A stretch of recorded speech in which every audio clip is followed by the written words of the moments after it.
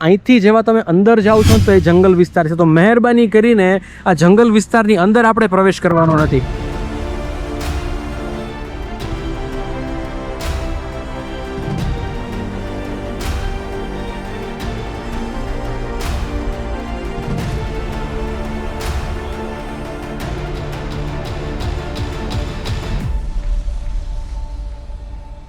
નમસ્કાર દોસ્તો, કેમ છો? સ્વાગત છે આપ સૌનું ફરી એક નવા વિડીયોમાં. દોસ્તો, હાલ હું અત્યારે ભવનાથ વિસ્તારમાં છું અને ભવનાથ વિસ્તારમાં આવેલી એક રસપ્રદ જગ્યા વિશે મારે તમારા સાથે આજે વાત કરવી છે. આમ તો દોસ્તો, તમે ભવનાથ દર શનિ રવિ જતા હોય અને હજારો વખત કદાચ તમે આ જગ્યા ઉપર આ રસ્તા ઉપરથી નીકળ્યા હશો. હવે આ જે રસ્તો છે એના વિશે તમને વધારે વાત કરું તો અહીંથી આપણે આવીએ અને આ સામે જે જુઓ છો એ છે પાંચનાકા પુલ. હવે પાંચનાકા પુલ પાસે દોસ્તો હું તમને એમ કહું કે પાંચનાકા પુલ પાસે ઈસવીસન 250 અથવા તો 2300 વર્ષ જૂની એક વસ્તુ આવેલી છે તો તમે માનશો? માનવું જ પડશે, કારણ કે આ જગ્યા ઉપર એવી એક જગ્યા છે કે જે 2300 વર્ષ જૂની છે અને ખૂબ જ અદ્ભુત છે. આર્કિયોલોજી ડિપાર્ટમેન્ટ દ્વારા એને સાચવવામાં આવી છે. દોસ્તો, અત્યારે આ પાંચનાકા પુલ તમે જોવો છો ને, પાંચનાકા પુલની એક્ઝેક્ટ સામેની બાજુએ તમે ક્યાંક ને ક્યાંક આ જગ્યા ઉપર આ જે પથ્થર છે એને તમે જોયો હશે. દોસ્તો, આ પથ્થર કોઈ સામાન્ય પથ્થર નથી. આ અતિ પ્રાચીન અશોક શિલાલેખની પ્રતિકૃતિ છે. દોસ્તો, પર્સનલી હું જ્યારે ભવનાથ વિસ્તારમાંથી આ જગ્યા ઉપર નીકળું છું ને ત્યારે મારું ધ્યાન આ જગ્યા ઉપર ગયું છે. પણ એક સામાન્ય પથ્થર હોય કે ભાઈ ઉપર પહાડ છે અને પહાડ ઉપરથી લેન્ડસ્લાઇડ થઈ છે કે ભાઈ પથ્થર પડ્યો છે, એને બચાવવા માટે આ જગ્યા ઉપર આ પાડી અથવા તો આ રેલિંગ કરવામાં આવી છે, એવું મારા મનમાં હતું. પણ આજે જ્યારે હું આ જગ્યા ઉપર આવું છું, થોડોક નજીકથી જોઉં છું, ત્યારે મને વિચાર આવે છે કે સાહેબ, આ કેટલી જૂની વસ્તુ છે.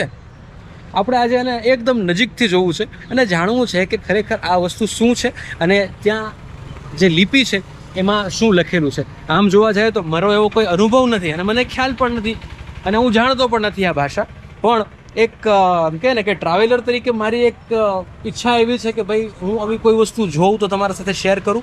અને ખરેખર તમે જો આ વસ્તુ તમે નજીકથી જોશો ને તો તમને ફીલ થશે કે ભાઈ આની અંદર કેટલા મેસેજીસ લખેલા છે સાહેબ. જો આ જે લિપિ લખેલી છે એને બ્રાહ્મી લિપિ કહેવામાં આવે છે અને જે ભાષા છે એ પાલી ભાષા કહેવામાં આવે છે. સમ્રાટ અશોકનો જે શિલાલેખ છે એની પ્રતિકૃતિ આ પથ્થર છે એ છે અને આની અંદર જે મેસેજ આપેલો છે એ મેસેજ તમે જોવા જાય તો આમ સમ્રાટ અશોકના જીવન વિશે તો કદાચ તમે જાણતા હશો, પણ જે એમનો મેસેજ છે એ હંમેશા માનવતાવાદી રહ્યો છે. અને આની અંદર જે મેસેજ આપવામાં આવ્યો છે એ છે અહિંસા, દયા, નૈતિક જીવન તેમજ પ્રાણીઓ પ્રત્યે કરુણા અને સાથે જે જુદા જુદા સંપ્રદાયો છે એ સંપ્રદાયોનું સન્માન. આ મૂળભૂત એમ કહીએ ને કે સિદ્ધાંત રહ્યો છે આ શિલાલેખોનો. તો આ શિલાલેખમાં એ પ્રકારની ડિટેલ અથવા તો મેસેજ આપેલા છે એવું મને ઓનલાઈન ડેટા ઉપરથી મળ્યું છે. હું નથી કહેતો કે નથી હું આ ભાષા જાણતો, પણ જે પ્રમાણે મેં થોડું રિસર્ચ કર્યું, ઓનલાઈન ડેટામાં જોયું, તો મને આ વસ્તુ જાણવા મળી છે કે આની અંદર જે મેસેજ છે એ આ રીતનો છે કે ભાઈ અહિંસા, દયા, નૈતિક જીવન, પ્રાણીઓ પ્રત્યે કરુણા અને અલગ અલગ સંપ્રદાયો પ્રત્યે સન્માન, એના વિશેના આની અંદર મેસેજીસ આપેલા છે. અને આ એક્ઝેક્ટ પ્રતિકૃતિ છે જે અશોક શિલાલેખ છે ને એની.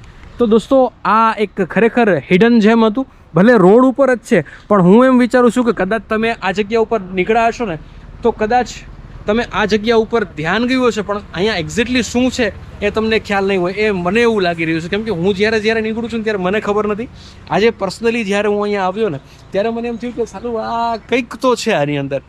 તો આ વિડીયો, આ માહિતી, આ ઇન્ફોર્મેશન તમને કેવી લાગી મને જરૂરથી કોમેન્ટમાં જણાવજો. કેમ કે ભાઈ આ વસ્તુ એક્ઝેક્ટ રોડ છે અને રોડની એક્ઝેક્ટ બાજુમાં છે સાહેબ, જોવો તો ખરી. અને હા દોસ્તો, સૌથી અગત્યની વાત હું તમને કહેવા માંગીશ કે આ જે પથ્થર આ જગ્યા ઉપર રાખવામાં આવ્યો છે ને એની એક્ઝેક્ટ પાછળથી છે ને જે જંગલ ચાલુ થઈ જાય છે. તો જો તમે આ જગ્યા ઉપર આવો છો તો તમારે કઈ કઈ વસ્તુ ધ્યાન રાખવાની છે એટલું હું તમને કહી દઉં. અહીંયા તમે આવો છો ને તો નો ડાઉટ તમે જોઈ લ્યો, જાણી લ્યો, તમારે જે કંઈ બી ફોટા બોટા પાડવા છે તમે બહારની સાઈડથી પાડી લો.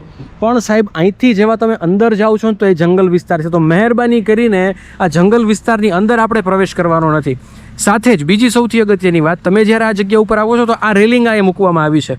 તો રેલિંગને પણ આપણે ક્રોસ ન કરીએ. આ જે પથ્થર છે પથ્થર ઉપર ચડીને ફોટા ના પાડીએ, કેમ કે આ બધી વસ્તુ છે ને સાહેબ સાચવીને રાખવામાં આવી છે. આવી તમે કોઈ મિસ્ટેક કરશો ને તો તમને દંડ થઈ શકે છે. તો આ બધી વસ્તુ છે ને ખાસ ધ્યાન રાખવાની છે. અને આવી કોઈ પણ જગ્યા જ્યારે આપણે જોવા માટે જઈએ છીએ, જાણીએ છીએ અને માણીએ છીએ, ત્યારે એને જેટલું તમે દૂરથી અને શાંતિથી માણો ને એટલી તમને મજા આવે. જો તમે આને કોઈ પણ નુકસાન કરતાં પકડાશો તો તમને દંડ થઈ શકે છે. તો આ વસ્તુનું ખાસ ધ્યાન રાખવાનું. એક વ્યવસ્થિત નાગરિક તરીકે તમે જ્યારે પણ આ જગ્યા ઉપર આવો ત્યારે આ જગ્યાને નિહાળો, ફોટો બોટા પાડો, લોકો સાથે માહિતીને શેર કરો. મેં તમને ઇન્ફોર્મેશન આપી છે એ ઇન્ફોર્મેશન તમે પણ લોકોને આપો, તો લોકોને જાણ થાય કે ભાઈ આ જગ્યા ઉપર આવી બધી વસ્તુઓ પણ છે. અને જે અશોક શિલાલેખ મુખ્ય જે જગ્યા છે એની પ્રતિકૃતિ આ જગ્યા ઉપર રાખવામાં આવી છે. અહીંથી આપણે થોડાક આગળ આવીએ ને તો આપણે અહીંયા આની જે આ જગ્યા ઉપર જો તકતી લગાડવામાં આવી છે કે જૂનાગઢ નવાબ દ્વારા નિર્મિત અશોક શિલાલેખની પ્રતિકૃતિનો જીર્ણોદ્ધાર કરી આ પૌરાણિક સંસ્કૃતિનું ધરોહરનું લોકાર્પણ આનંદીબેન પટેલ દ્વારા કરવામાં આવ્યું છે.